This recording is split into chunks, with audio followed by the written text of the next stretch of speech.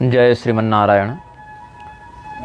हमारा पूर्वकालिक वक्तव्य, खंडनात्मक वक्तव्य जो आदम हव्वा के प्रकरण में था, उस संदर्भ में हमने बहुत कुछ विषय को स्पष्ट किया था और स्वामी विद्याभास्कर जी को ही हमने सर्वप्रथम उस वीडियो की लिंक भेजी थी, क्योंकि मैं जिस भी विषय पर जिस भी व्यक्ति के संदर्भ में बात करता हूँ, अगर सीधा परिचय है, सीधे संपर्क का माध्यम उपलब्ध है, तो हम सबसे पहले उन्हीं को वो भेजते हैं। जैसे हमने रामभद्राचार्य के विरुद्ध भी जब दोनों पुस्तकों का लेखन किया, उत्तरकांड प्रसंग एवं संन्यासाधिकार विमर्श, और उसका दूसरा भाग जो पुनः रामभद्राचार्य के ही प्रतिखंडन में था, मूर्ख हृदय न चेत, तो इन दोनों पुस्तकों को हमने सबसे पहले तुलसीपीठ चित्रकूट ही भेजा था।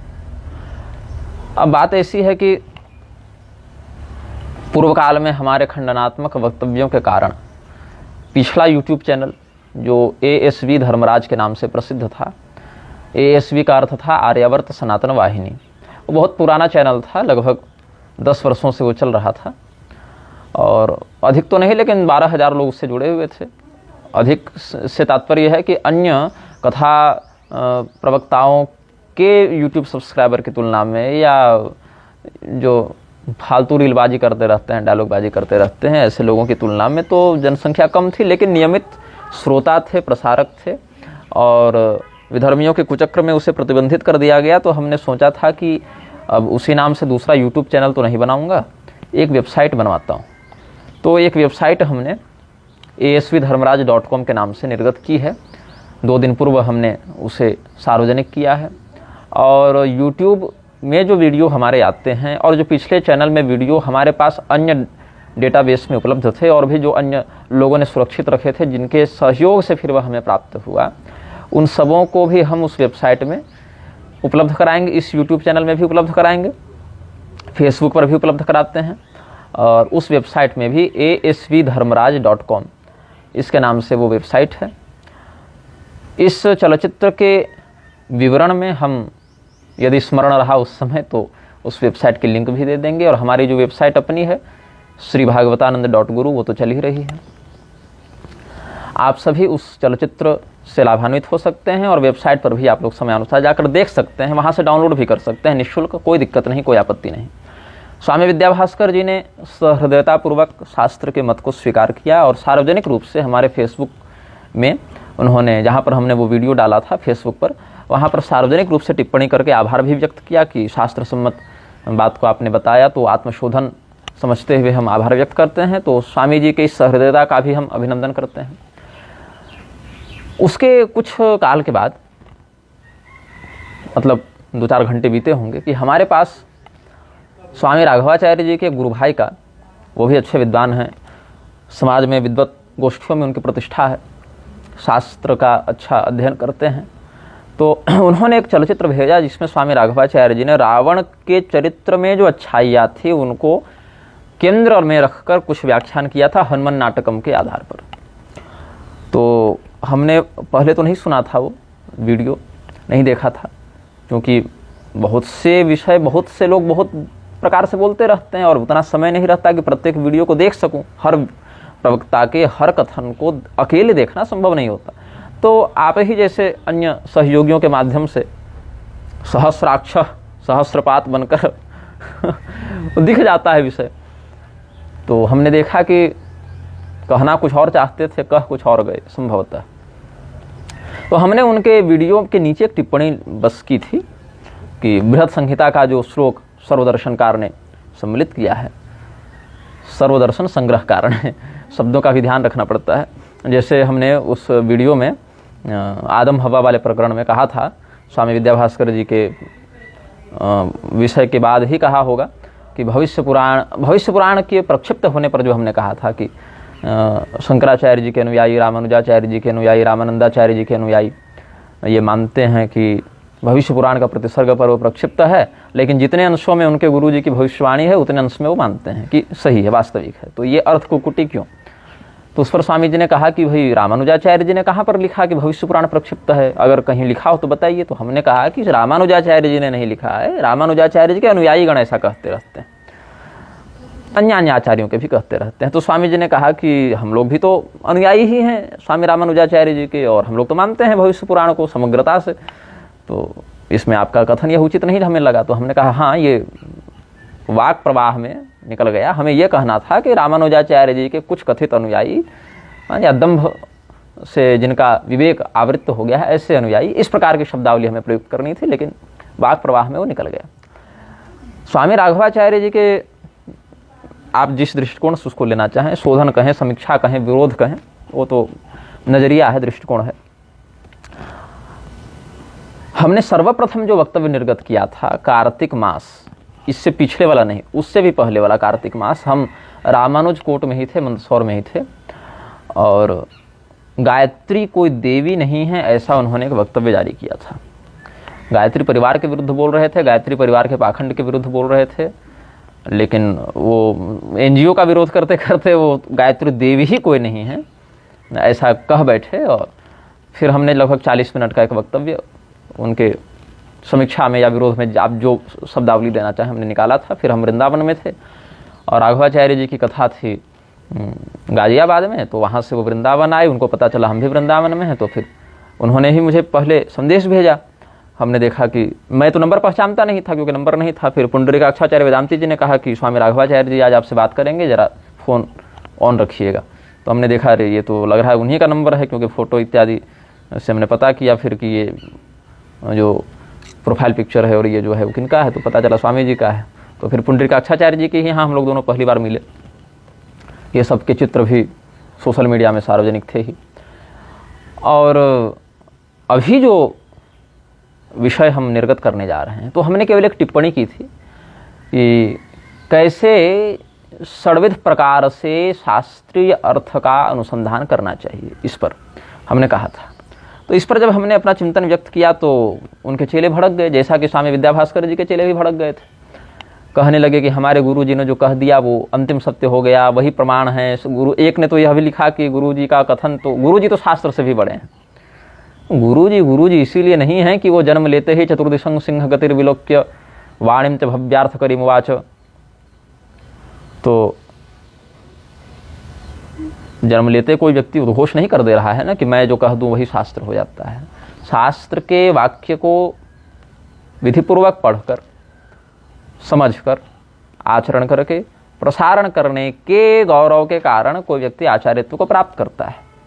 और अगर उस कृत्य में विखंडन उत्पन्न होता दिखे तो वहाँ शास्त्र प्रमाण को ही हम प्रधानता देते हैं, न कि स्वेच्छापूर्ण व्युत्पत्ति व्याख्या को। तो इस स्थिति में जिन लोगों के चरित्र को समाज आदर्श के रूप में देखता है, जिन लोगों के कथन को लाखों लोग शास्त्रीय प्रमाण के रूप में आप्तवाक्यवत ग्रहण करते हैं, ऐसे लोगों का, खलनायकों का महिमा मंडन करना हमारे दृष्टि में अनुचित लगा, देव मूर्तियों का हेलन अनुचित लगा। तो हमने अपनी टिप्पणी व्यक्त की और फिर कुछ विवाद इत्यादि हुआ।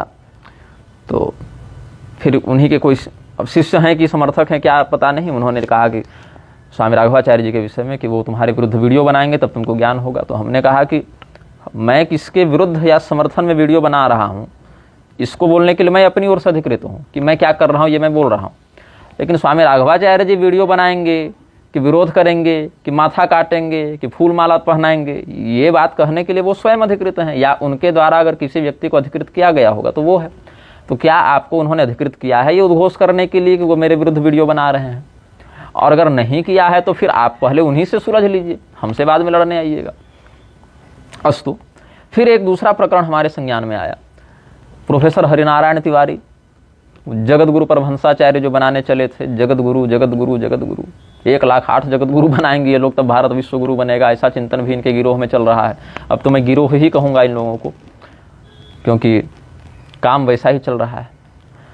ये कहने लगे कि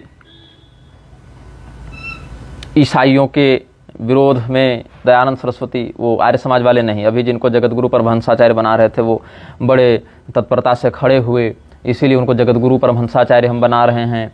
और क्योंकि वर्तमान के शंकराचार्य गण सही से काम नहीं कर रहे हैं, प्रमादी हो गए हैं, विलासी हो गए हैं। समस्या क्या होती है ना, प्रोफेसर बन जाने का ये सब दुष्परिणाम होता है।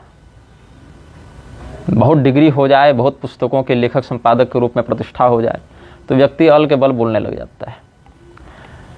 कोई स्त्री अगर अपने पति से पुत्र प्राप्त नहीं कर पा रही है तो उस स्थिति में वह स्त्री अगर परपुरुष से गमन कर लेती है और उसके घर में बच्चा आ जाता है और पति इस बात पर आपत्ति व्यक्त करता है, तो वो क्या कहेगी? तुमसे तो हो नहीं रहा था, वो तो भला हो उस जार पुरुष का कि उसने हमें संतान युक्त किया, तो आज हमारे घर में बच्चा खेल रहा है। ये विधि नहीं है ना, इसको धर्म नहीं कर सकते आप। अधर्म जो आता है धर्म के रूप में, उसमें आभास, उपमा, छल, धर्माभास, विधर्म आदि 5 लक्षण होते हैं जिनको बड़ी सूक्ष्मता से समझना पड़ता है। अब जहाँ नियोग का वर्णन है, वहाँ नियोग विधि में गुरुजनों की आज्ञा और समर्थ जनों का हस्तक्षेप अनिवार्य होता था। जिन शास्त्रों में नियोग का वर्णन है उन्हीं शास्त्रों में जार पुरुष का निषेध भी है। तो जो ऋषि महर्षि कल्प पर्यंत, मनवंतर पर्यंत आयु वाले होते थे, वे ऋषि महर्षि उस कुल की रक्षा करने के लिए जो त्रिकाल दर्शन में सक्षम हैं, 14 भुवन में जिनकी अव्याहता गति है, ऐसे ब्रह्मनिष्ठ ऋषि महर्षि जो देह में क्रियालिप्त होते हुए भी आत्म तत्व से परे ही रहते थे, आत्मदृष्टि से उस क्रिया में लिप्त नहीं होते थे। जैसे कि कलयुग में भगवान शंकराचार्य जी ने अमरुक नृप के शरीर में प्रविष्ट होकर काम कला के व्यवहारगत ज्ञान को प्राप्त किया, लेकिन लिप्त नहीं हुए, इसीलिए उनका दोष वहां पर लक्षित नहीं होता है। इसी प्रकार से ऋषि महर्षि जब कलयुग में भगवान शंकराचार्य जी ने ऐसा किया, तो जो भगवान शंकराचार्य जी की भी गुरु परंपरा में युग दृष्टि से अथवा पीढ़ियों की दृष्टि से अति वरिष्ठ हैं, ऐसे ऋषि महर्षि अगर नियोग विद्या के माध्यम से स्वतपोबल से युक्त होकर वंश रक्षणार्थ वो शास्त्रीय विधि से कृत्य कर रहे हैं, तो उनको दोषयुक्त हम नहीं समझते हैं। लेकिन जनसामान्य यदि करे तो यथा रुद्रोब्धिजम विषम, जैसे भगवान महादेव ने हलाहल विष का पान किया क्योंकि पचाने में समर्थ थे, भगवती सती ने उनके प्रभाव को जानते हुए ही अनुमोदन किया ना, भागवत महापुराण में यही वर्णन है। तो प्रभाव जानती थी, इसीलिए अनुमोदन किया कि आप विष का पान कीजिए, क्योंकि आपको तो कुछ होना नहीं, आप तो मृत्युंजय हैं। भगवान शिव ने विष पान किया, लेकिन तुम अगर करोगे तो अल्प शक्ति नरो यस्मान न देव चरितम चरेत, अल्प शक्ति नरो यस्मान न देव चरितम चरेत, अल्प शक्ति नरो यस्मात्। मनुष्य की शक्ति कम है, सामर्थ्य कम है, कर्म प्रारब्ध में उसकी जटिलता बहुत क्लिष्ट है, इसीलिए वह देवताओं के चरित्र की, देववत दिव्य विभूतियों के चरित्र की नकल न करे, ये शास्त्रानुशासन है। तो स्वामी कर्पात्री जी ने बड़ी सुंदर बात कही थी कि भाई और बहन का शरीर अगर युवा हो तो दोनों के मध्य अगर प्रजनन करा दिया जाए तो भी संतान उत्पन्न हो जाती है, लेकिन उसको श्रेष्ठ नहीं कहते, उसको साधु नहीं कहते, उसको वैध नहीं कहते। तो जब ये लोग ताबड़तोड़ जगत गुरु बना रहे हैं, दावा क्या है कि चारों शंकराचार्य सही काम नहीं कर रहे, तो चारों शंकराचार्य में पुरी के शंकराचार्य जी के रूप में तो तुम लोग मानते नहीं हो कि स्वामी निश्चलानंद सरस्वती पुरी के शंकराचार्य हैं। तुम तो अधोक्षजानंद का समर्थन करते हो। वही अधोक्षजानंद जो कश्मीर जाके हुर्रियत वालों से मिला था और कुंभ में उन आतंकवादियों को आने का निमंत्रण दिया था और थाईलैंड बैंकॉक घूमता रहता है, वही अधोक्षजानंद तुम्हारे लिए शंकराचार्य है। तो क्या कारण है? और जो पुरी के शंकराचार्य हैं, जो काफ़ी अधिक अवस्था के हो गए हैं, देह की दृष्टि से, साधना की दृष्टि से, शास्त्र विवेक की दृष्टि से बहुत वरिष्ठ हैं, अधोक्षजानंद की तुलना में बहुत वरिष्ठ हैं। और कोई तुलना ही नहीं है, तुलना भी क्या करना है, अधोक्षजानंद से उनकी क्या तुलना हो सकती है। और जो नित्य निरंतर कार्य में लगे हुए हैं और जिनका कार्य जितना मीडिया में आ रहा है उससे कहीं अधिक पीठ पीछे भी चल रहा है। मीडिया में तो बहुत कम बातें आ पाती हैं ना, हर बात की वीडियो, हर बात की रिकॉर्डिंग, हर बात का लेख, हर बात का समाचार तो होता नहीं है। लेकिन मीडिया में जितना आ रहा है उसी से स्थाली पुलाक लगा लीजिए कि अंदर और कितना वो परिश्रम कर रहे होंगे या कितनी निष्ठा से वो, उनके अंदर कुछ करने की ललक है या निष्ठा है। तो जो कर रहा है उसको आप मानते नहीं, जो नहीं कर रहा है उसको आप शंकराचार्य मानते हैं। और उसके बाद आरोप ये कि चारों शंकराचार्य कुछ नहीं कर रहे, तो जिसको तुम जगत गुरु मानते हो वो तो कर ही नहीं रहा पहले से, तो दूसरा वाला कैसे करेगा तुम्हारा? तो पहले उसको तो हटाओ कि तुम सही काम नहीं कर रहे, तुम्हारे स्थान पर हम इसको बैठा रहे हैं, ऐसा कहो ना। लेकिन यहाँ क्या है, ऐसा कर सकते थे कि पुरी के शंकराचार्य अधोक्षजानंद, जिसको तुम मान्यता देते हो, ऐसे कह के कि पुरी के शंकराचार्य अधोक्षजानंद सही काम नहीं कर रहे, इसीलिए अधोक्षजानंद को हम शंकराचार्य के पद से निलंबित करते हैं और उसके जगह पर इसको बैठाते हैं। ऐसा कुछ कहते हैं ना, लेकिन नहीं, तुमने तो काल्पनिक पीठ बनाना प्रारंभ कर दिया, काल्पनिक जगत गुरु बनाने प्रारंभ कर दिए। ऊपर से उनके समर्थकों का दावा है कि तुम मुझे कहते हैं कि तुम प्रोफेसर हरिनारायण तिवारी के सामने 10 मिनट नहीं टिक सकते। बात ऐसी है बंधु, विष्ठा के सामने तो मैं 1 मिनट भी नहीं टिक पाता, तो क्या कह दूं कि विष्ठा हरिनारायण तिवारी से ज़्यादा श्रेष्ठ है? कौन किसके सामने टिक रहा है या नहीं टिक रहा है, तो उसके पीछे कारण भी देखो। हो सकता है उनके पास हमसे अधिक डिग्री हो, ज़्यादा व्याकरण, न्याय, स्मृति, मीमांसा पढ़े हों, वाक चातुर्य अधिक हो उनमें, लेकिन यमराज के सामने जब खड़े होंगे तो वहाँ पर धर्म के मापदंडों की मान्यता डिग्री पर और दर्शन शास्त्र के वाक चातुर्य पर निर्भर नहीं करती है। ऐसी बात है। यमराज के सामने कौन कितनी देर टिकेगा, ये बात है। और अगर मैं टिकना भी चाहूँ तो शास्त्र के आधार पर टिकूंगा। कोई लाठी लेकर तो मारेंगे नहीं एक दूसरे को कि मल्ल युद्ध कर दें और प्रधान मल्ल निबर्हण न्याय से जो बड़ा पहलवान है उसको पटक दें तो बाकी मल्ल हमारे अनुगत हो गए, ऐसा तो कहेंगे नहीं। लेकिन जो शास्त्रगत प्रमाण भी हम रखें, तो महर्षि पराशर को अप्रमाण कहने वाले व्यक्ति अन्य को भी अप्रमाण कह सकते हैं। फिर लोगों ने कहा कि महर्षि पराशर को इन्होंने अप्रमाण किस आधार पर कहा, वह भी तो देखो। तुम मनुष्य हो, तुम्हारे पास एक बुखार को समाप्त करने की ढंग से क्षमता नहीं है। एक व्यक्ति पर तुम आरण मोहन वशीकरण ठीक से नहीं कर सकते हो, क्षुद्र कार्य में तुम्हारी गति नहीं है। तुम महर्षि पराशर के अप्रमाण को आधारगत सिद्ध करना चाहते हो। वो महर्षि पराशर जिन्होंने रक्षो यज्ञ प्रारंभ किया तो पूरे संसार के राक्षस मरने लगे, तो पूरी प्रजाति न नष्ट हो जाए इसके लिए उनके पूर्वजों को हस्तक्षेप करना पड़ा, उनको पौराणिकाचार्य होने का वरदान प्राप्त हुआ। वो महर्षि पराशर जो एक चतुर्युगी में वेदव्यास के पद पर बैठ चुके हैं और वर्तमान वेदव्यास के पिता और गुरु दोनों हैं, तो ऐसे महर्षि पराशर के खंडन का तुम आधार भी कैसे ला सकते हो?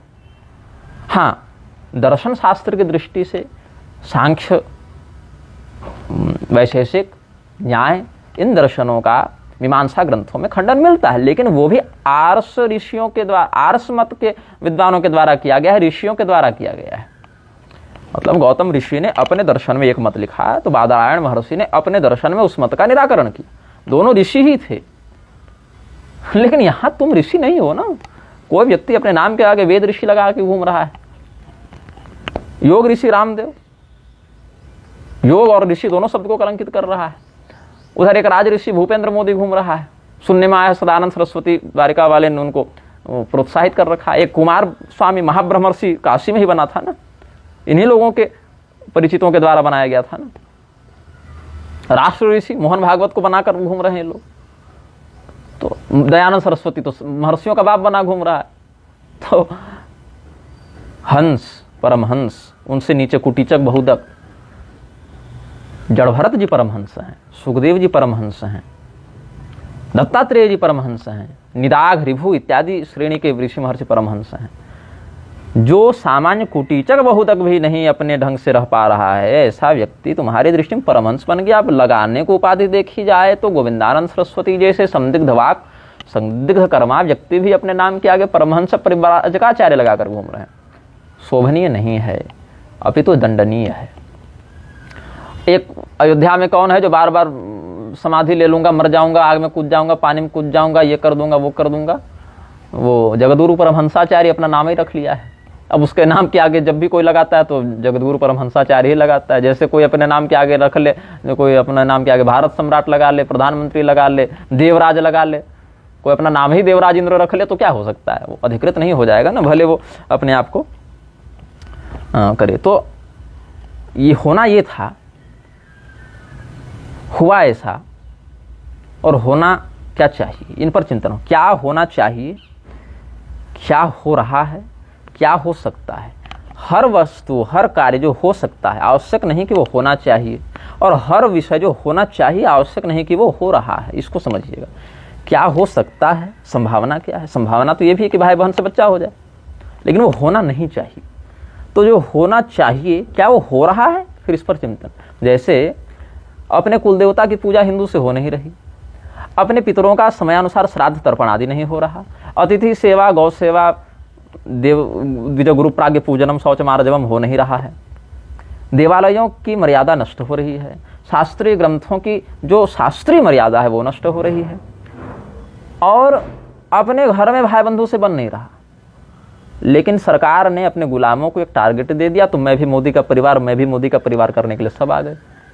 मोदी सरकार ने टारगेट दे दिया कि सुनो रे बाबू राव, कल साहब इतने बजे ताली थाली लेके आ जाना, सब थाली बजाएंगे। तो सारे गुलाम बोले जी मेरे आकर, थाली पीटने लग गए।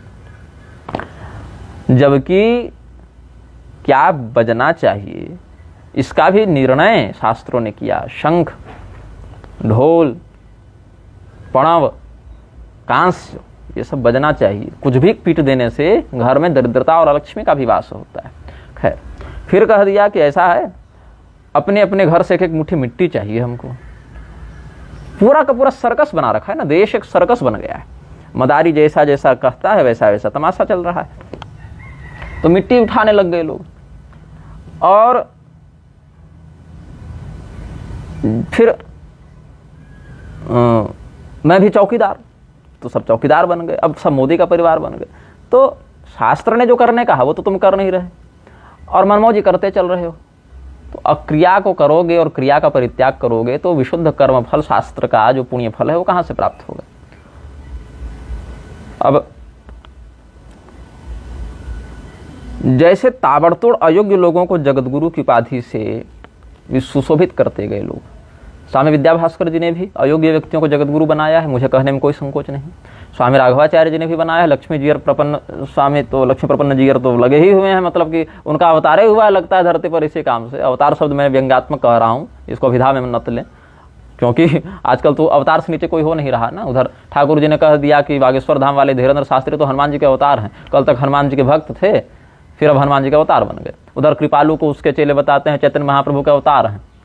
अवतार से नीचे और जगतगुरु से नीचे तब प्रोडक्शन ही बंद हो गई है। ब्रह्मा की सृष्टि में 200 साल पहले वो सब बंद हो गया। उसके बाद से जितने पैदा हो रहे हैं ना, कोई महर्षि है, नान ऋषि कुरुते काव्यम, तो कोई ऋषि से नीचे नहीं, कोई जगतगुरु से नीचे नहीं, कोई अवतार से नीचे नहीं, बस एक हम हैं जो सामान्य हैं, संत निंदक होंगे, मूर्ख होंगे, अहंकारी होंगे, दम्भी होंगे, और एक दूसरे आप जो समर्थनात्मक दृष्टि से इस वीडियो को देख रहे होंगे। हम लोग दोनों के अलावा बाकी सब जगतगुरु, महर्षि और अवतारे हैं। सब लेवल सबका ब्रह्मांडी जो हो गया है। अब लोकल स्तर पर, स्थानीय स्तर पर कोई कार्य नहीं होता है। और ऊपर से फैशनबाजी ऐसी बढ़ गई है। अभी होली का समय आने वाला, वाराणसी में देखिएगा कि अनधिकृत व्यक्ति स्मशान में प्रवेश करता है, और अनधिकृत व्यक्ति स्मशान में प्रवेश करके और रीलबाजी के चक्कर में और स्वयं को भगवान महादेव का अखंड भक्त दिखाने के चक्कर में स्मशान की राख से होली खेल रहा है। ऐसी शास्त्र मर्यादा नहीं। जो व्यक्ति पाशुपत मत में दीक्षित नहीं है, जिसके कुल में पाशुपत विधान के स्मशान भस्म की परंपरा नहीं है, स्मशान में प्रवेश करने से पहले श्मशानाधिपति देवताओं को, भैरवादी को प्रणाम करके उनसे अनुमति लेनी चाहिए और अति विशिष्ट परिस्थिति में प्रवेश करना चाहिए। वापस आकर नीम इत्यादि, कषाय इत्यादि का सेवन करके सचैल स्नान करना चाहिए, यज्ञोपवीत बदलना चाहिए। अगर कुछ विशेष क्रिया में लिप्त हो गए तो पंचगव्यादि का प्राशन करना चाहिए। अधिकृत व्यक्तियों के लिए गायत्री जप करना चाहिए। नहीं, यहाँ तो रीलबाजी चल रही है ना, खेले होरी मसाने में। अरे भैया, वो गीत है, भजन है, शिव जी की स्तुति है, ठीक है, लेकिन तुमको नहीं खेलने कहा गया कि तू भी जाकर खेल। ऐसा तो नहीं है ना। तो ये जो पिशाचत्व व्याप्त हो रहा है, भगवान महादेव इसीलिए भवव्रतधरा ये चताम समनुव्रता पाखंड नस्ते भवन्तु सच्छास्त्र परिपंथन इत्यादि जो शाप दिया है भृगु महर्षि ने, वो ऐसे ही लोगों पर लागू होता है जो भगवान शिव के द्वारा उपदिष्ट मार्ग को भूल चुके। कहीं शिव पुराण में या शिव धर्मोत्तर पुराण में या शिव संबंधी आगम उपनिषद आदि में ऐसा वर्णन मिलता हो कि सामान्य गृहस्थ जाके स्मशान की होली से भस्म रमाए? ऐसा तो नहीं है ना।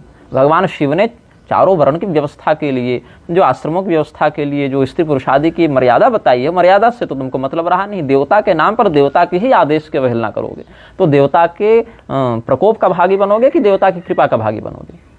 तो अब तो इतना हो गया है। अभी मैं देखता हूँ कई बार विज्ञापन चलते हैं यूट्यूब पर, फेसबुक पर, ये यंत्र ले लो और remove all the negative energy from your home, remove all the negativity from your soul, है ना, तो brings peace and prosperity in your life. तो ये सब जो लुभावने शब्द आजकल प्रचलित कर दिए गए हैं, इनसे बहुत नुकसान हो रहा है, बहुत हानि हो रही है। भगवान श्री रामचंद्र जी के मूर्ति से, हनुमान जी के उग्र मूर्तियों से, नृसिंह भगवान के, भैरवनाथ के उग्र मूर्तियों से युक्त वॉलपेपर बनाए जा रहे हैं, डोर कवर बनाए जा रहे हैं कि दरवाजे पर लगा दो, मुख्य दरवाजे पर हनुमान जी गदा लेकर एकदम खड़े हैं तो नकारात्मकता तुम्हारे घर से दूर होगी। देवताओं के उग्र स्वरूप के, उग्र चित्र के पूजन विधान गृहस्थ के लिए अनुकूल नहीं है। यदि आप उसी परंपरा के अधिकृत दीक्षित साधक नहीं हैं तो मत करें। कोई पिरामिड लेके आ जा रहा है, कोई यंत्र टांग के घूम रहा है, कोई माला पहन के घूम रहा है ना। तो पेरीडोट की माला पहनोगे तो पैसा आएगा, और ये मातंगी कवच ले लो तो ये वीरभद्र कवच ले लो, तो ये हनुमान यंत्र बना लो, ये नज़र सुरक्षा कवच ले लो, और अयोध्या का राम मंदिर का मॉडल घर में बना लो, अयोध्या के राम मंदिर के वो राम लला की मूर्ति को घर में इस रिप्लिका को ले लो। ये सबसे बहुत दिक्कत है। अब कोई व्यक्ति वेश्यागमन में लिप्त हो गया हो, वेश्यागमन से उसको बचाने के लिए कोई व्यक्ति उसको मदिरालय भेज दे, ऐसा करो तुम शराब पियो, शराब पीकर चल ही नहीं पाओगे तो वेश्यालय तक कैसे जाओगे। वैसा ही काम ये लोग कर रहे हैं, नकली जगत गुरु बना के। और व्यक्ति ईसाई क्यों बनता है? 3 कारण हो सकते हैं, या तो भय हो, या तो लोभ हो, या तो मूर्खता हो। अब जो भय के कारण है तुम उसकी सुरक्षा का प्रबंध करते, जो व्यक्ति लोभ के कारण है उसका तो कुछ तुम कर नहीं सकते, क्योंकि अगर उसको वहाँ लोभ दिखेगा तो वहाँ चला जाएगा, यहाँ दिखेगा तो यहाँ आ जाएगा। अब परिपक्व मस्तिष्क वाला व्यक्ति धर्म के तत्व को धारण कर ही नहीं सकता, वो तो ऐसे ही वो बिना पेंदी का होता है। और जो अज्ञान के कारण जा रहा है तुम उसको शास्त्र का विधिपूर्वक ज्ञान कराते, लेकिन तुमने वो नहीं किया, क्योंकि वहाँ पर चमक नहीं है, वहाँ पर पैसा नहीं है, वहाँ पर टीआरपी नहीं है, तुमने बना दिया जगत गुरु। अब जगत गुरु शब्द लग गया तो बैठ गए गद्दी पर, कह रहे हम तो बहुत ज्ञानी हैं, हम तो मतलब सिरे फिर शंकराचार्य रामानुजाचार्य हैं, और क्या कहना है। उनसे नीचे तो कोई समझता ही है ना स्वयं को। चाहे 2 अक्षर संस्कृत शब्दावली का ज्ञान हो न हो, चाहे 2 अक्षर उसको सदाचरण के मर्यादा का बोध हो न हो, चाहे उसने जीवन में कभी ढंग से नियमित देवाराधन जब पुरस्कार आदि न किया हो, लेकिन जगत गुरु बन गए हैं भैया, तो फिर उसके नीचे तो कोई बात ही नहीं हो सकती। तो हुआ क्या कि नकली जगत गुरु इतने बढ़ गए कि उनके प्रति हिंदुओं की जो भारी भीड़ बढ़ी, उससे शास्त्रानुकूल चलने वाले संस्थान का सामर्थ्य कुछ कम होने लगा। क्या है कि अगर 2-4 संस्थान धर्मानुकूल हैं तो वहाँ पर संपूर्ण हिंदू जनता का श्रद्धा भाव जागृत है, लेकिन अगर 100-150 हो जाए तो फिर हिंदू बढ़ जाता है। और बढ़ जाने के कारण क्या होता है, जब नकलियों से धोखा खाता है तो असली से भी उसकी श्रद्धा हट जाती है। ये दुर्भाग्य का विषय हो जाता है। उस स्थिति में तुम और क्या कर रहे हो, और नकली आचार्यों को खड़ा करते जा रहे हो। तो जो धर्मशास्त्र के उपदेश में अधिकृत नहीं है, जो जिस पद उपाधि का अधिकार नहीं रखता, अगर उसका अनधिकृत प्रयोग करता है तो शास्त्रानुसार वह दंडनीय हो जाता है। आधार की बात होती है कि पराशर महर्षि का खंडन किया तो उसके पीछे आधार है। आधार तो कोई भी किसी बात का दे सकता है। आधार तो रावण यह भी कह सकता है कि सूर्पणखा आई हमारे पास और उसने कहा कि हम राम के पास गए, प्रेम निवेदन किया, तो ये सीता को देखा तो सोचे तुम्हारे लिए ले आएँ, और नहीं ला पाए, हमको अपमानित किया गया, हमको अंग भंग कर दिया गया, तो अपनी बहन के अपमान का बदला लेने के लिए हमने सीता हरण किया। लेकिन ये कोई आधार नहीं है ना। आधार तो दुर्योधन भी दे सकता है कि हमारे पिताजी धृतराष्ट्र योग्य उत्तराधिकारी थे राज्य के, उनके साथ अन्याय हुआ इसीलिए हमने पांडवों को वनवास दे दिया।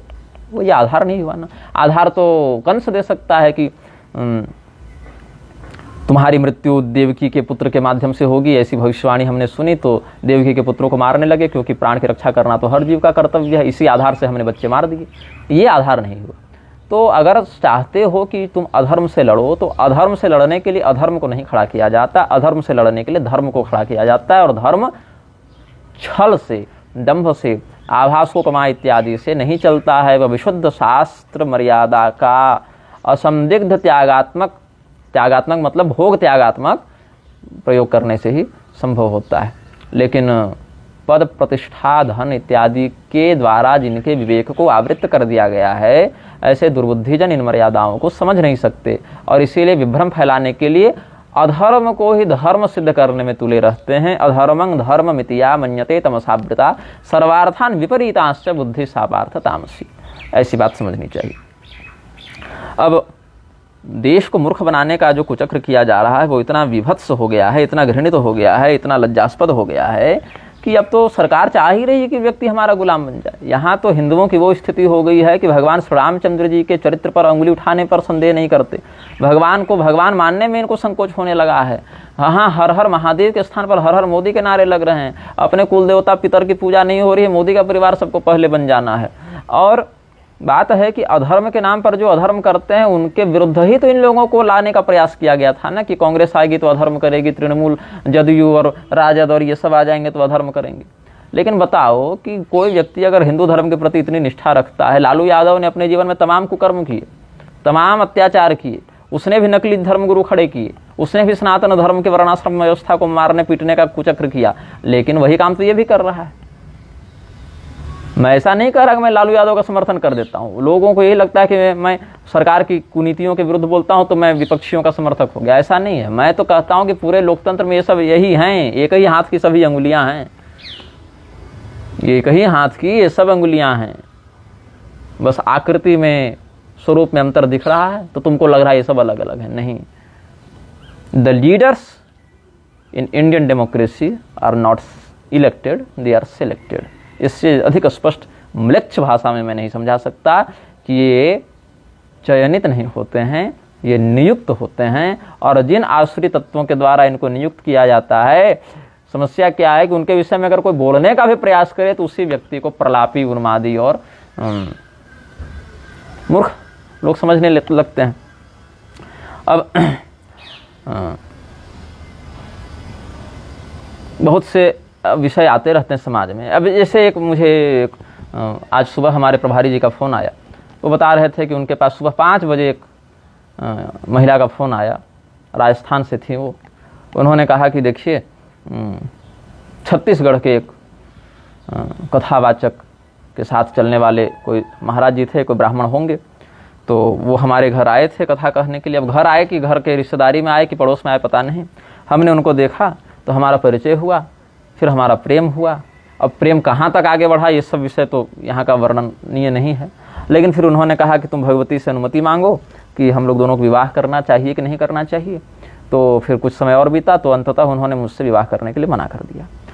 और ये ब्राह्मण है, वो कन्या क्षत्रिय वर्ण की है। अब बताओ क्या ये दुष्परिणाम नहीं है? जिस अवस्था में व्यक्ति का, स्त्री पुरुष का मन बाल्यावस्था से युवावस्था की ओर बढ़ रहा होता है, उस समय अगर शास्त्रानुकूल विवाह कर दिया जाए तो कितना सुंदर सामंजस्य बैठ जाएगा। रही बात, कुछ लोग कहते हैं कि अगर 10 वर्ष में विवाह कर दिया, 12 वर्ष में लड़का मर गया तो बाल विधवा हो जाएगी, उसका जीवन तो बर्बाद हो गया। अच्छा देखो, अगर तुम 25 या 30 में भी विवाह करते हो, लड़का 32 में मर जाता है, तब क्या होगा? तब भी तो उसका जीवन उसी प्रकार से चलेगा ना।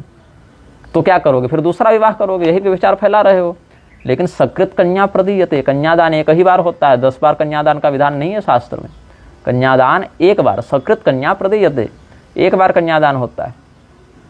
और यहाँ पर फिर लोग कहते हैं कि उसका जीवन कैसे होगा, कोई तो एक आश्रय चाहिए। तो ठीक है, तुम उसका 50 साल का जीवन देख रहे हो, यहाँ आश्रय दे दो। उसके बाद यमलोक में उसको जार गमन के कारण, वैधव्यातिक्रमण के कारण जो कठोर दंड मिलने वाला है, उससे तुम उसकी रक्षा कैसे करोगे? उसके बाद अगले जन्म में पुनः उसको वैधव्य दोष मिलेगा, तब क्या करोगे?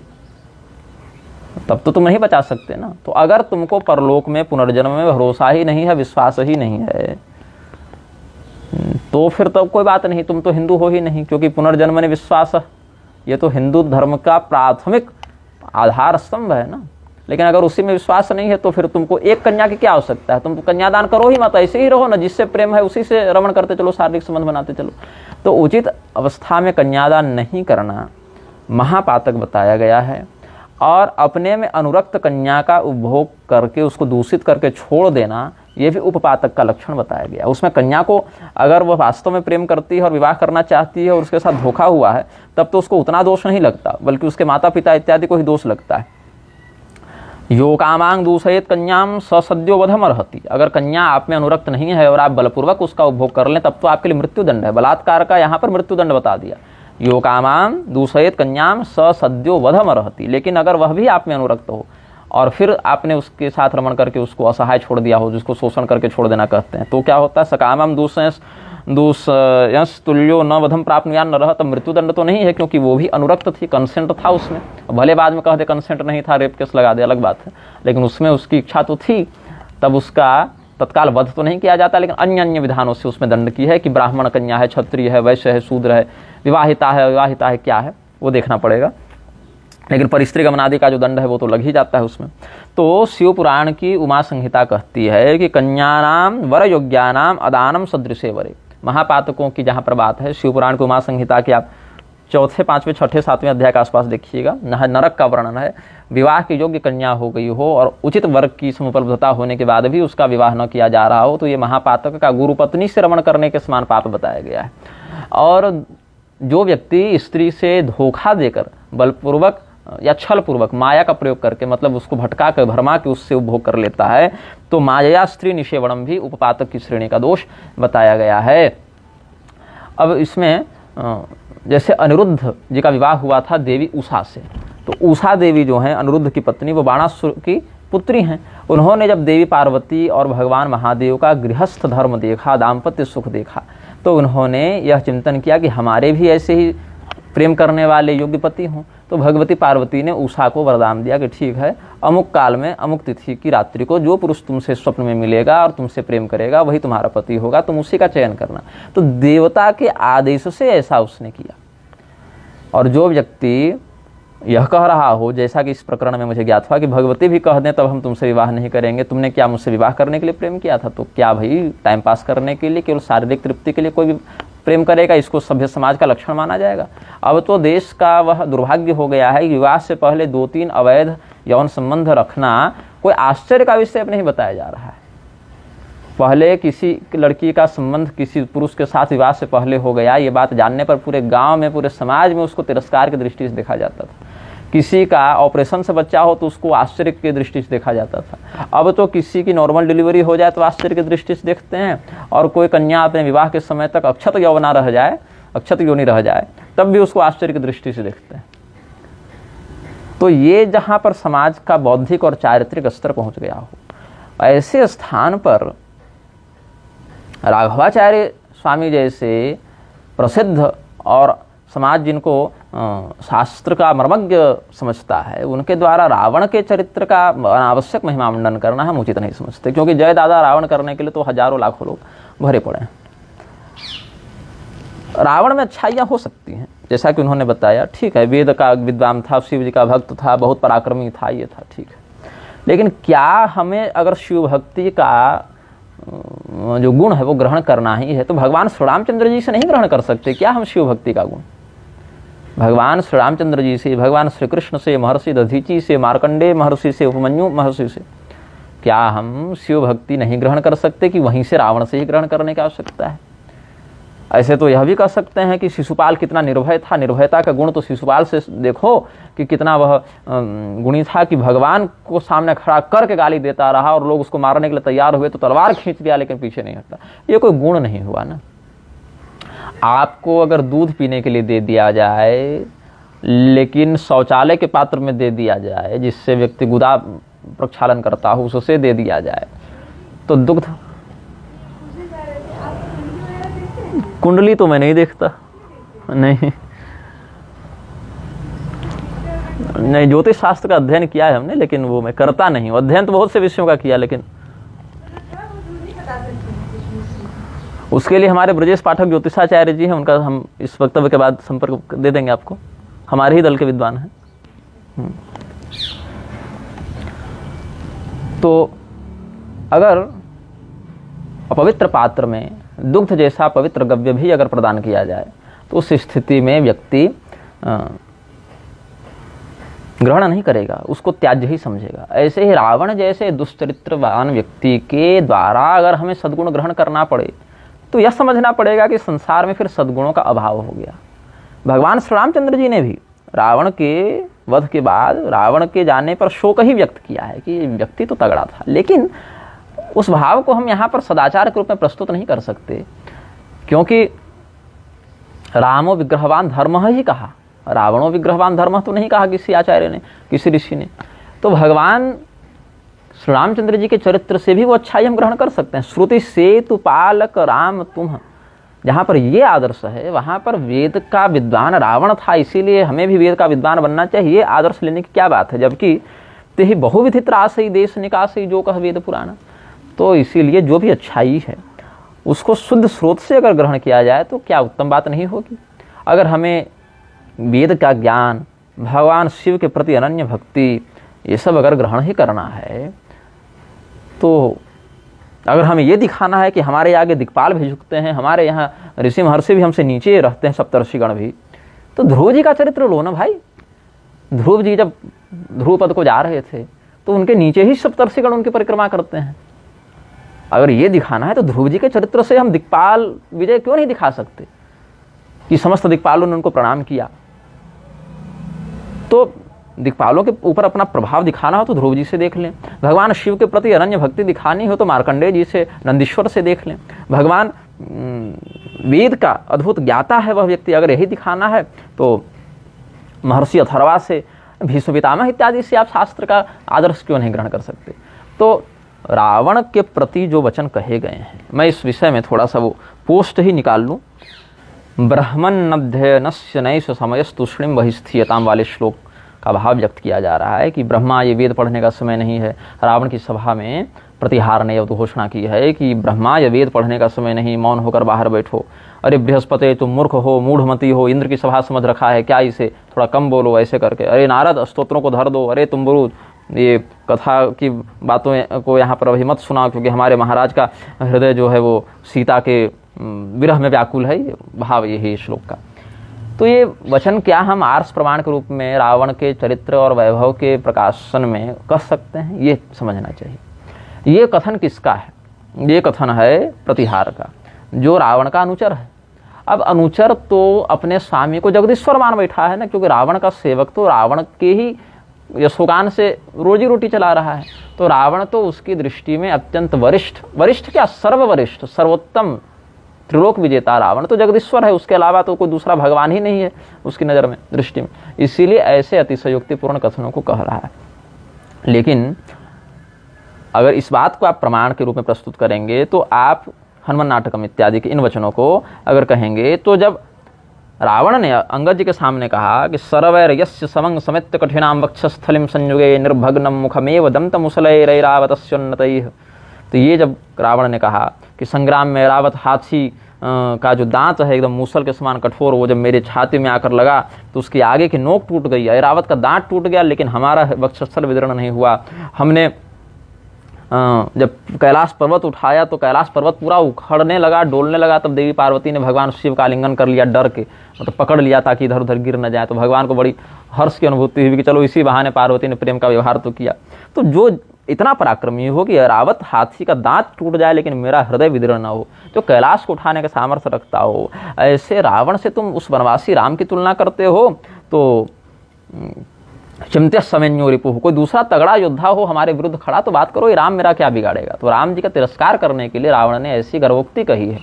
गर्वोक्ति, व्यंग्योक्ति, वक्रोक्ति, अतिशयोक्ति, ये सब उक्ति के कई साहित्य के लक्षण हैं, आप लोग पढ़े हैं, जानते हैं। बल्कि साहित्य, श्रृंगार, रस, छंद, शास्त्र इत्यादि तो बहुत आप लोग पारंगत हैं उसके। तो ये सब बातों का ध्यान आना तो कोई कठिन बात नहीं। और जब अंगद जी ने उत्तर दिया आगे कि रे रे रावण शंभु शैल मथन प्रख्यात वीर्य कथम राम युद्धु मिहच्छ शीतमखिलम चेतन्न युक्तम तथा रामस्तिष्ठतु लक्ष्मणेन धनुषा रेखा कृता लंघिता तच्चारेण च लंघितो जलनिधिर्दग्धा हतोक्षः पुरी। कि रावण, तुम जो अपने यश का यहाँ पर वर्णन कर रहे हो कि भगवान महादेव के कैलाश पर्वत को हमने उठा दिया, तो श्री रामचंद्र जी से तुम संग्राम करने योग्य तो नहीं हो। जैसा कि रावण ने कहा हम तो कैलाश पर्वत उठाने वाले रावण हैं, भाई हम राम से क्या लड़ेंगे, कोई तगड़ा योद्धा हमारे विरुद्ध खड़ा हो तो बात करो। तो वही कहते हैं अंगद जी कि राम जी से सच में तुम लड़ने योग्य तो नहीं हो। राम तो अलग ही रहें, रामस्तिष्ठतु, राम जी अलग ही रहें, तुम तो लक्ष्मण जी से लड़ो। लेकिन लक्ष्मण जी से भी तुम कैसे लड़ पाओगे? वही बात मंदोदरी ने कही ना, रामानुजल घोरे खिंचाई। तो जब लक्ष्मण जी के द्वारा सो नहीं नाघ्यु असी मनुसाई, कि तुम तो लक्ष्मण रेखा को भी नहीं पार कर पाए, तो राम जी से क्या भिड़ोगे? उनके छोटे भाई के द्वारा खींची गई रेखा से तुम पार नहीं कर पाते। और उन्होंने जिस वानर को खोजी बनाकर, दूत बनाकर भेजा था, उसने पूरी की पूरी समुद्र की परिधि लांघ डाली और अक्षय कुमार को मार दिया तुम्हारे सामने, तुम्हारे बेटे को मारा, तुम्हारी लंका को जलाया, वापस चले भी गए, तुम कुछ बिगाड़ न सके। तो उस समय तुम्हारा पराक्रम कहाँ चला गया था? जब भगवान के सेवकों से ही तुम नहीं निपट पा रहे हो ढंग से, तो भगवान आ जाएंगे तो तुम क्या लड़ पाओगे? इस कथन को क्या प्रमाण के रूप में स्वीकार नहीं करेंगे? जबकि इस कथन को प्रमाण के रूप में स्वीकार किया भी जा सकता है, क्योंकि ऐसा हुआ है। ऐसी घटनाएं आख्यानों में वर्णित हैं कि लक्ष्मण रेखा का उल्लंघन वो नहीं कर पाया। अभिधावृत्ति में ऐसी वर्णित हैं बातें, ये नहीं कि कोई व्यंग में कह दिया हो या किसी ने अतिशयोक्ति में कह दिया हो, अपितु ऐतिहासिक आख्यान के रूप में वर्णित हैं। और ये बात तो अगर देख लें कि नहीं, जो श्लोक आ जाए केवल उसी के आने मात्र से हम कर लेते हैं इसका, तो आधान अगर कर लेते हैं, तो इसमें रावण ने स्वयं जो कहा कि इंद्रम माल्यकरम सहस्रकिरणम द्वारि प्रतिहारकम चंद्रम छत्रधरम समीरवर्णो सम्मार्जयम तौघ्यान पाचक्ये परिनिष्ठितम हुतवहम किम्मद्गृहे नेक्षसे रक्षो भक्ष मनुष्य मात्र उपसम तम राघवम स्तौसिकिम। अरे अंगद, क्या तू नहीं देखता कि हम जो माला धारण करते हैं वो माला बनाने के लिए इंद्र को हमने माली रखा हुआ है, और हमारे दरवाजे पर सूर्य जो है वो दरबान बने हुए हैं, और चंद्रमा हमारा छत्र धारण करते हैं, और वायु और वरुण हमारे महलों में झाड़ू बुहार और ये करते रहते हैं, पोछा लगाते रहते हैं, और भोजन बनाने के काम में अग्नि देवता हैं। और दैत्यों का तो आहार ही है मनुष्य, मनुष्यों का भक्षण करना, नरमांस को खा जाना राक्षसों का आहार है, दैत्यों का आहार है। तो उस मनुष्य राम की बड़ाई तू कैसे करता है मेरे सामने? तब अंगद जी हंसकर कहते हैं कि रे रे रावण दीहीन दीन कुमते रामोपि किम मानुष। क्या राम जी को तुम मनुष्य समझता है? अरे दीनहीन मूर्ख रावण, क्या तू राम जी को सामान्य मनुष्य समझता है? क्या गंगा जी केवल नदी है? क्या ऐरावत केवल हाथी है? क्या उच्चश्रवा एक सामान्य घोड़ा है? क्या रंभा एक सामान्य स्त्री है? क्या कामदेव एक सामान्य धनुष धारण करने वाला है? अरे जिनके प्रताप को, जिनके पराक्रम को पूरा त्रिलोक की सराहना करता है, उनके पराक्रम के आगे हाथ जोड़ता है, ऐसे हनुमान जी क्या सामान्य वानर हैं? ये सब बातें अंगद जी ने कही, जो गोस्वामी तुलसीदास जी ने इन श्लोकों का भाव बड़े औदार्य के साथ अपने रामचरितमानस में सम्मिलित किया है।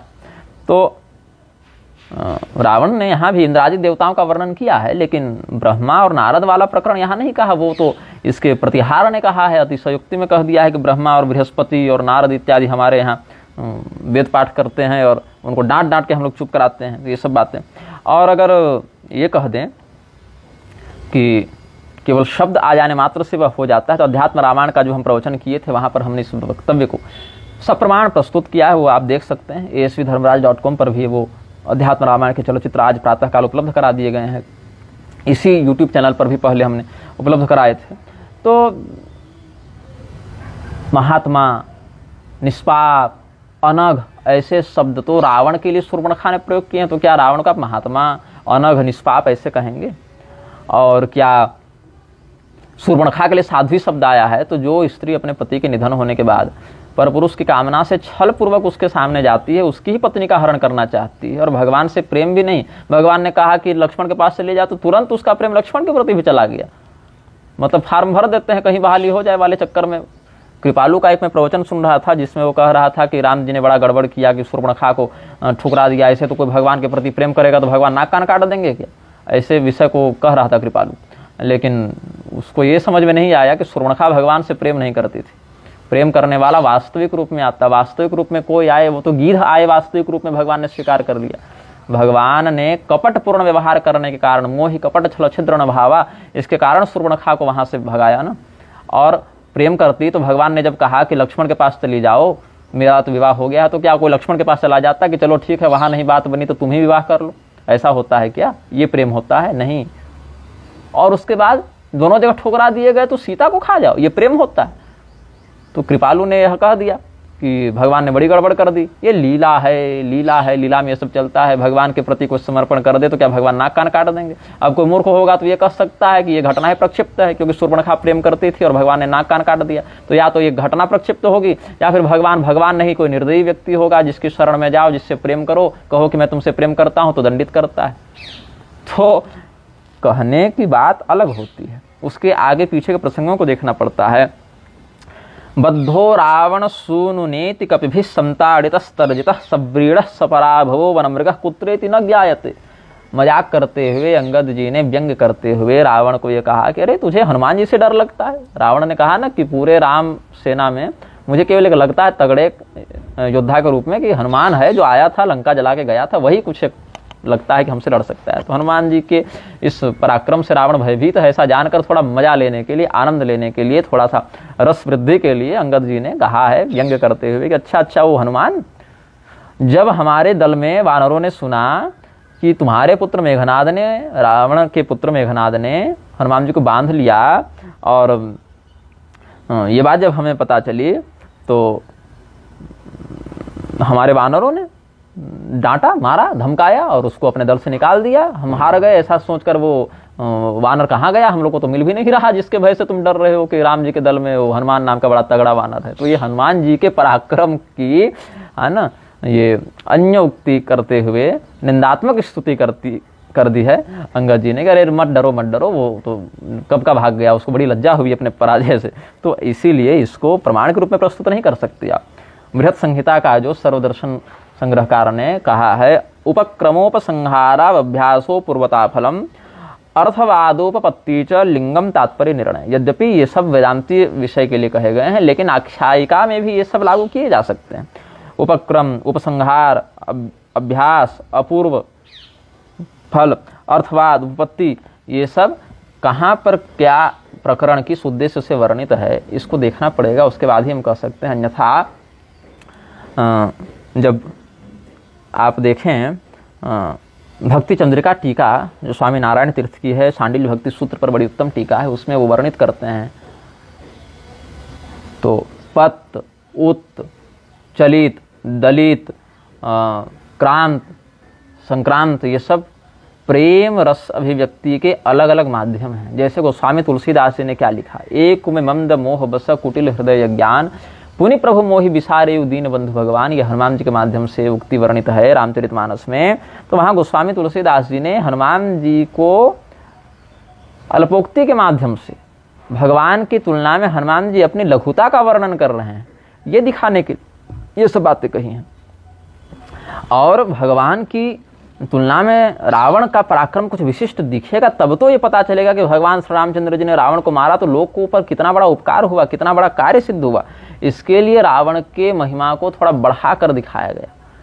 रावण, अन्यथा रावण ब्रह्मदेव का उपासक है, ब्रह्मदेव को डांटता नहीं था। तो इसीलिए यहाँ पर क्या कहते हैं कि जो निर्मल शुक्ल जी ने भी हमारे पोस्ट पर टिप्पणी की थी, वेद पढ़ें विधि वाला, जो कवितावली के उत्तरकांड के 144वें पद से कहा, वेद पढ़ें विधि शंभु सभीत पूजावन रावण सोनित आवें, दानव देव दयावन दीन दुखी दिन दूर ही ते सिर नावे, ऐसे भाग भगे दस भालते जो प्रभुता कवि कोविद गावें, राम से बाम भये ही बाम सबे सुख संपत्ति लावें। कि रावण के डर से ब्रह्मा जी यहाँ रोज वेद पढ़ते थे और महादेव जी नित्य पूजा कराने आते थे। तो ये सब जो है अतिशयोक्तिपूर्ण वचन खलनायक के खलनायकत्व के प्रभाव को विशिष्टतया प्रकाशित करने के लिए, और नायकत्व के द्वारा जब उसका मर्दन किया जाएगा तो खलनायकत्व का प्रभाव कितना महत्वपूर्ण था समाज के लिए, ये दिखाने के लिए सब उक्तियाँ लिखी जाती हैं। ये बात है। अन्यथा अगर ऐसा कह दें, मीत धुनीत, आगे भी देखिए, मीत धुनीत कियो कर भालु को पाल्यो जो काहुन बाल तनुजो सज्जन सीम विभीषण भो अजहु चाहे बिलसे बरबंधु बधूजो कौशल पाल बिना तुलसी शरणागत पाल कृपा सुन दूजो कूर कुजात कुयूत अधो सबकी सुधरे जो करे नर पूजो। ये सब जो बात कही तो भगवान श्री रामचंद्र जी के महात्म को दिखाते हुए, उनकी करुणा को दिखाते हुए क्या कहा कि विभीषण सज्जनों की मर्यादा हो गया जो आज तक अपने भाई की स्त्री से विलास करता है। अब देखिए विभीषण जी का यहाँ पर क्या कहा कि वो अपने भाई की पत्नी से गमन करने वाले हैं। वो भी बड़े भाई की पत्नी तो माँ के समान होती है, तो मातृगमन के समान जो पाप कर रहा है, ऐसा विभीषण भगवान के द्वारा अनुग्रहणीय कैसे हो गया? वही पाप के कारण बाली मरा। वो तो बेटी से गमन करने का पाप लगेगा ना। अनुज बधू भगिनी सुत नारी सुनु सठ कन्या समयचारी। तो जिस पाप के कारण बाली को मारे, उसी पाप के कारण सुग्रीव, और उसी पाप के कारण इसको विभीषण को क्यों नहीं मारे? अभी तो सुग्रीव जी को भाई बोलकर गले लगाया, विभीषण जी को भी भाई ही माना है भगवान ने। इसका कारण ये है, विभीषण जी राक्षस कुल में है, सुग्रीव जी किमपुरुष कुल में है। किमपुरुष कुल और राक्षस कुल में मनुष्यों के समान अक्षरशः हर मर्यादा लागू नहीं होती, दोनों की प्रजाति ही अलग है, इसीलिए उनमें अक्षरशः ये नियम लागू नहीं होता है। और दूसरी बात अगर कहें, जब नियम लागू नहीं होता तो बाली को कैसे मार दिया? क्योंकि बाली भी तो उसी जाति का था, तो इसीलिए लागू कर दिया। क्योंकि बाली ने जब सुग्रीव की पत्नी रूमा का अधिग्रहण किया तो रूमा चाहती नहीं थी कि हम बाली से रमण करें। सुग्रीव जीवित थे तो अपने भाई के जीवित रहते ही उसकी पत्नी की इच्छा के विरुद्ध बाली ने उसका अधिग्रहण करके रखा था, इसलिए दंडनीय हुआ। लेकिन सुग्रीव ने जब तारा से विवाह किया, मंदोदरी से जब विभीषण ने विवाह किया, उस समय उनके पति जीवित नहीं थे और साथ ही उनको कोई आपत्ति भी नहीं थी इस संबंध से, इसीलिए ऐसा हुआ। राक्षसों में, किम पुरुषों में, मनुष्येतर ऐसी प्रजातियों में ये सब कुछ मर्यादाएं विहित हैं। और दूसरी भी एक बात यह है कि अहल्या द्रौपदी तारा कुंती मंदोदरी तथा पंचकन्या स्मृति नित्य महापातकनाश्रम। पंचकन्या श्रेणी में आने के कारण प्रत्येक मासिक के बाद इनका कौमार्य सुरक्षित हो जाता था, इसलिए नित्य कुमार अवस्था में रहती थी। कौन कौन? अहल्या, द्रौपदी, तारा, कुंती और मंदोदरी। इसका प्रमाण कहाँ मिलता है कि जब महाभारत में देवी द्रौपदी का विवाह पांचों पांडवों से क्रमशः हो रहा था तो प्रत्येक कन्यादान के बाद वह पुनः कौमार्य भाव से युक्त हो जाती थी, ऐसा वहाँ पर वर्णन है। यही समझना चाहिए। तो यहाँ पर क्या हुआ कि कुछ आचार्य कहते हैं कि पंचकन्या शब्द नहीं है, पंचकं ना स्मरे नित्यम, ना नरो नरः, मनुष्य के लिए ना शब्द है। तो इन पांचों का, तो वहाँ पर अहल्या, द्रौपदी, तारा के स्थान पर सीता कहते हैं। अहल्या, द्रौपदी, सीता, कुंती, मंदोदरी तथा पंचकन ना स्मरे नित्यम महापातक नाशनम। दोनों बातें हम समर्थन में करते हैं, ऐसा नहीं कि कोई विरोध है, लेकिन यह भी एक कारण है। लेकिन यहाँ पर गोस्वामी तुलसीदास जी के इस वचन से हम यह नहीं कह सकते कि विभीषण जो है अपनी भाई की पत्नी श्रवण करने के बाद भी सज्जन बना रहा। उसके पीछे सट तात्पर्य निर्णयात्मक विधान को देखना पड़ेगा कि और आगे क्या क्या बातें हैं ये सब। अन्यथा फिर हनुमान जी को तुम कह दो कि कुटिल हृदय है हनुमान जी, तो कुटिल हृदय में भगवान श्री रामचंद्र जी कैसे सीने में बस गए हनुमान जी के? ये देखना पड़ेगा ना कि कुटिल हृदय कहने के बाद भी हनुमान जी कुटिल हृदय हो नहीं जाते हैं, वो तो अत्यंत निर्मल हृदय होते हैं। और अगर ऐसे देखें तो क्या कहेंगे कि गोस्वामी तुलसीदास जी ने ही स्वयं को कितना कुछ कहा। 213वें में अगर आगे बढ़ते हैं हम इसी प्रकरण में, तो क्या कहते हैं? जोग न विराग जप जाग तप प्रत्याग व्रत तीर्थ न धर्म जानो वेद विधि किमी है, तुलसी सो पोच न भयो है नहीं हुए है कहूँ सोचे सब याके अघ कैसे प्रभु क्षमी है। ये क्या कहते हैं कि मुझे न योग आता है, न वैराग्य आता है, न जप, न तप, न त्याग, न व्रत, न मैंने कोई तीर्थ किया है, न धर्म जानता हूँ, न ये जानता हूँ कि वेद की क्या रीति है। तुलसी सा पापी न हुआ है न होगा। इन सब के लिए मैं सोचता हूँ कि इतने पापों को प्रभु कैसे क्षमा करेंगे। ये यहाँ पर अवनति की युक्ति तुलसीदास जी की प्रपत्ति भाव से है कि मत्समः पातकी नास्ति, है ना। ये सब बातें, ये सब प्रपत्ति के शोधनार्थ गोस्वामी जी लिख रहे हैं। यहाँ पर ये नहीं कर सकते कि जब गोस्वामी जी ने स्वयं लिखा कि तुलसी सो पोच न भयो है नहीं हुए हुए कहूँ, तो मतलब तुलसीदास जी संसार के इकलौते ब्रांडेड पापी थे, उनसे आगे पीछे कोई बड़ा पापी नहीं होगा, ये नहीं कर सकते ना। इसीलिए साहित्यिक शैली में कहाँ पर क्या है, अब मृगयूर्यो कपिंद्रम विव्यथे लुब्ध धर्मा स्त्रिय मकृत विरूपाम स्त्रीजितः कामयानाम, ये सब बातें जो कही गोपियों ने, ये सब इसी प्रकार की प्रेम के अतिरेक में की गई युक्तियां हैं। तो कहीं कहीं खलनायक के द्वारा कितना अत्याचार किया जा रहा था, इसीलिए उसकी क्रूरता के वैशिष्ट को दिखाने के लिए सब उक्तियाँ डाली जाती हैं। कहीं कहीं भक्त कितना प्रपन्न भाव से भगवान की शरण में गया है, इसीलिए उसके अवगुणों को प्रकाशित कर दिया जाता है। जो अवगुण न भी उनको कह दिया जाता है जनसामान्य को समझाने के लिए कि देखो भगवान ने इतने के बाद भी इसको स्वीकार किया, या इतना दुष्ट था, इतना पराक्रमी था, फिर भी भगवान के सामने टिक नहीं सका, अधर्म किया तो उसका विनाश हुआ, सद्यो विलय में क्षति। इस प्रकार से समझाने के लिए, साहित्यिक रसों की अभिवृद्धि के लिए सब उक्तियाँ कही जाती हैं। इनको अभिधार्थ में आप ग्रहण नहीं कर सकते। अभिधार्थ में ग्रहण कर देंगे तब तो रुक्मिणी जी को निर्लज्ज सिद्ध करना पड़ेगा फिर आपको, क्योंकि रुक्मिणी जी क्या कहती हैं? श्रुत्वा गुणान भुवन सुंदर शृण्वतां ते निर्विश्य कर्ण विवरैर हरतोंगतापम रूपम दृशाम दृशिमताम अखिलार्थ लाभम त्वय्यच्युता विशति चित्तम अपत्रपम में। तो अपत्रप चित्त हो गया है उनका। यहाँ पर रुक्मिणी जी को निर्लज्ज नहीं कर सकते ना, वो तो भगवान को कह रहे हैं कि प्रभु देखिए कुलवती स्त्रियों का ऐसा किसी को पत्र लिखना शोभनीय नहीं है, तो आप हो सकता है इसको मेरी निर्लज्जता समझे, लेकिन क्या करें, अब आपके गुणों को सुन सुनकर मेरा मन वैसा हो गया है तो हो गया है। सुदामा जी के विषय में क्या कहा? गर्हितयनाधमेन च। इस वहाँ जो महल की स्त्रियाँ थी क्या कहते हैं? इस भिक्षुक ने, इस गर्हित कर्म करने वाले अधम ब्राह्मण ने क्या ऐसा पुण्य किया होगा कि भगवान इनको बलराम जी के समान गले से लगा रहे हैं, साथ में बैठ रहे हैं, खिला रहे हैं, सेवा कर रहे हैं। तो क्यों? तत्प्रभाव अविज्ञाय, उनके प्रभाव को बिना जाने हुए उन्होंने ऐसा कह दिया। तो यहाँ पर उसके वचन को अगर अभिधार्थ में ले लेंगे तो क्या सुदामा जी को आप गर्हित और अधम कह देंगे? नहीं। बृहस्पति जड़मती कैसे हो सकते हैं? प्रतिहार ने कह दिया कि हे बृहस्पति जड़मते, तुम थोड़ा कम बोलो, ये इंद्र की सभा नहीं है, नैषा सभा वज्रण, लेकिन बृहस्पति मंदमती हो नहीं जाएंगे। उसी प्रकार से रावण के वैशिष्ट को दिखाने के लिए, कैसे वैशिष्ट को, कि किसी का सम्मान नहीं करता, सबका तिरस्कार करता है, किसी के बात का महत्व नहीं समझता है, किसी को अपने आगे वरणीय और सम्माननीय नहीं समझता है। इन बातों को समझाने के लिए ये साहित्यिक रसवर्धन किया गया है।